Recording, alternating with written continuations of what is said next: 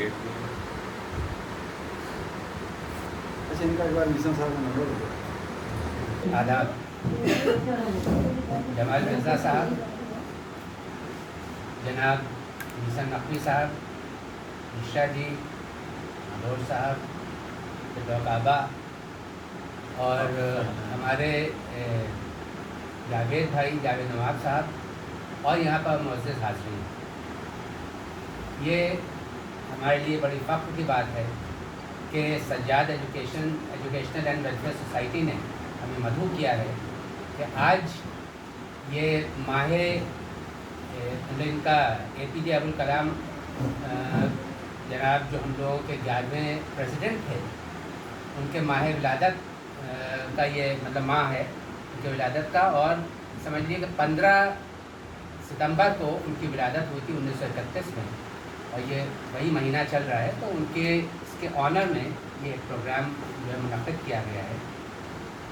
उनकी खूबियाँ जो हैं यहाँ पर आप लोग ने उनकी खूबियाँ बताई हैं, उनकी जो क्वालिफ़िकेशंस हैं, उनकी जो एजुकेशनल क्वालिफ़िकेशन है, उसके अलावा और दीगर बहुत सी बातें जो उनके बारे में बताई गई हैं, उनकी ज़ाती ज़िंदगी की, कि वो कहाँ से उनकी पैदाइश हुई, कहाँ से उन्होंने अपनी एजुकेशन हासिल की और किस लेवल पर पहुँचे।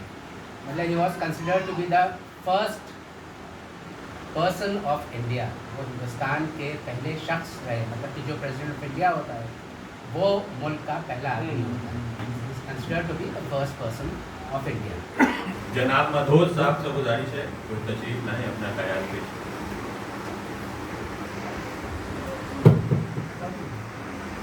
सबसे पहले मैं यहाँ पे मौजूद जो भी लोग यहाँ पे मौजूद हैं सबको मैं खुशामदीद करता हूँ कि आज ये इस कार्यक्रम में आप लोग आए और हमारी Sajjad educational and welfare society की तरफ से इतना खूबसूरत सा जलसा यहाँ पर हुआ।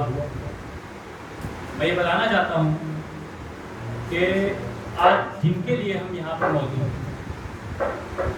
हमारे APJ अब्दुल कलाम जी, इनका पूरा नाम अबुल पाकिर ज़ैनुल आबिदीन अब्दुल कलाम। ज़ैनुल आबिदीन नाम जो है वो हमारे चौथे इमाम का है, और हमारे चौथे इमाम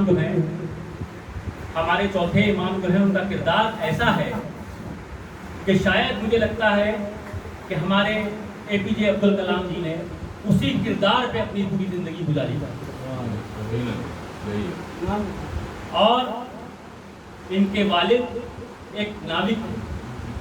अब नाविक का काम क्या होता है? नाव चलाना। और वो नाव इस तरह से लेके चलता है कि वो उसका जिम्मेदार होता है, अब वो जिस दिशा में भी चाहे नाव को लेके चला जाए। इसी तरह अपने वालिद के किरदार पे चलते हुए एक नाविक के बेटे होने के बावजूद इन्होंने पूरे देश को, जिसमें इसरो और दीगर अलग अलग से संस्थाएं थी, सबको ऐसी दिशा की तरह से लेके चले ये उस नाव पर, ये भारत की नाव को लेके चले। जो कि प्रेसिडेंट थे वो उसके नाविक थे।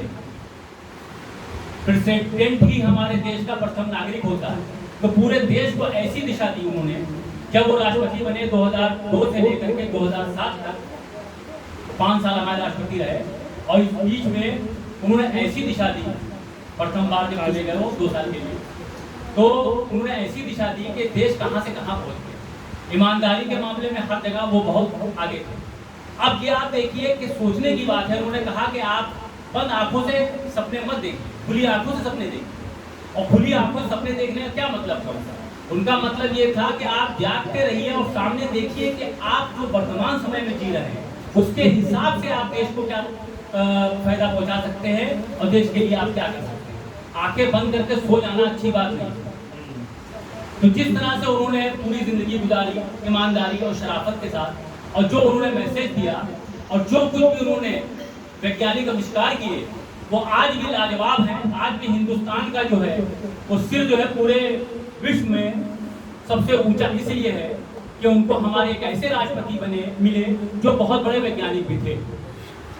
आज उनकी किताब है विंग ऑफ फायर, आग के पर। हैरत होती है मुझे तो पूरे मेरे राष्ट्रपति में कहीं भी हिंसा की कोई भावना नहीं दिखाई दी। वो गांधी जी के भी उपासक थे, अहिंसा का पालन करते थे, मगर ऐसा उन्होंने शब्द इस्तेमाल क्यों किया कि अपनी किताब में इसलिए किया कि ये फायर जो है, ये आग जो है, ये उम्मीद की आग है, एक आशा की आग है, ये आपके अंदर जलना चाहिए। ऐसे पर इस्तेमाल कीजिए जो अग्नि की तरह बने हों। इसीलिए उन्होंने अग्नि मिसाइल भी बनाई, पृथ्वी मिसाइल भी बनाई होंगी।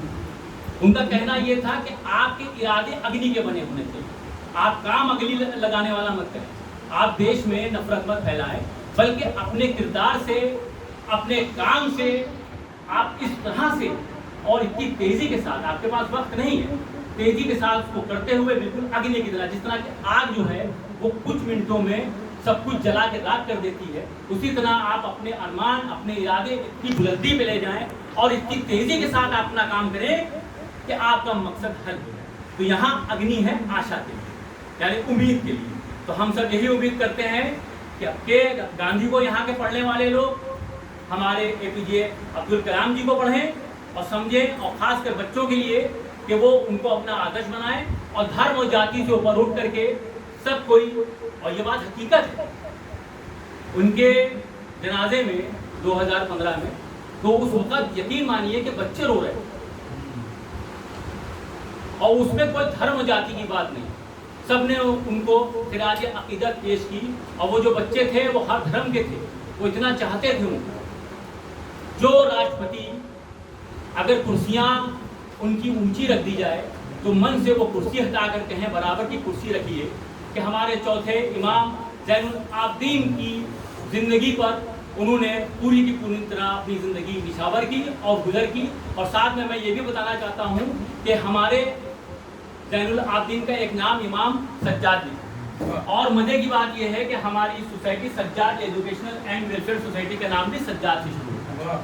और मुझे उम्मीद है कि आप भी हमारे चौथे इमाम के नक्शे कदम पे चलते हुए इसी तरह के कार्यक्रम करेंगे और अच्छाई को बढ़ावा देंगे।